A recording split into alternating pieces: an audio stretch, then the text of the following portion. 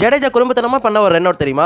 அந்த run out கூட கிரிக்கெட்ல நடந்த 4 ஃபன்னி ரன் அவுட்ஸ் இந்த வீடியோல பாத்துருவோம். நம்ம 2018ல இந்தியா வெஸ்ட் இண்டீஸ் ஒரு டெஸ்ட் மேட்ச் ஆடி இருப்பாங்க. அப்ப எட்மயர் ஒரு பால் அடிக்க அது ஜடேஜா கையில போயிருக்கும். அது ஈஸி சிங்கிள் தான். ஆனா ஆம்பரேஸ்க்கு எட்மயருக்கு ஒரு மிஸ்கம்யூனிகேஷன் ஆயிருக்கும். இதனால ரெண்டு பேருமே ஸ்ட்ரைக்கர் எண்ட் பக்கம் ஓடி இருப்பாங்க. அது எட்மயருடைய தப்பு அப்படிங்கறதால எட்மயர் நானே அவுட் ஆயிக்கிறேன் அப்படின்னு சொல்லிட்டு நான் ஸ்ட்ரைக்கர் பக்கம் ஓட ஆரம்பிச்சிருப்பாரு. ஆனா ஜடேஜாவோ பால் ஸ்டெம்ப்ல அடிச்சிருக்கவே மாட்டாரு.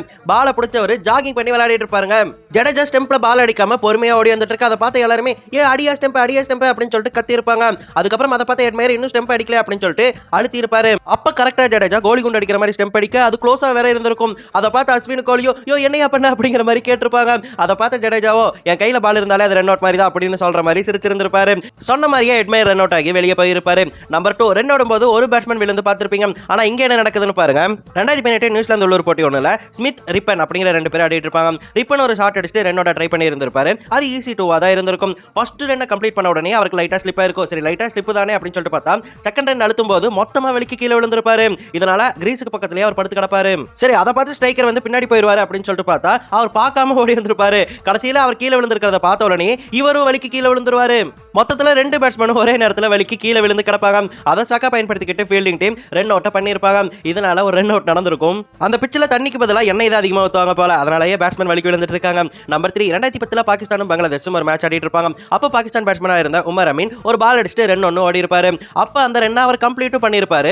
கிரீஸுக்குள்ள அவர் சேஃபாவே வந்திருப்பாரு. அதுக்கப்புறம் ஃபீல்டர் பால தூக்கி வீச அப்ப பவுலரா இருந்த முகமதுல்லா பால பிடிச்சிட்டு ஏதோ ஒரு ஃப்ரஸ்ட்ரேஷன்ல ஸ்டெம்பை வாங்கி அடிச்சிருந்திருப்பாரு.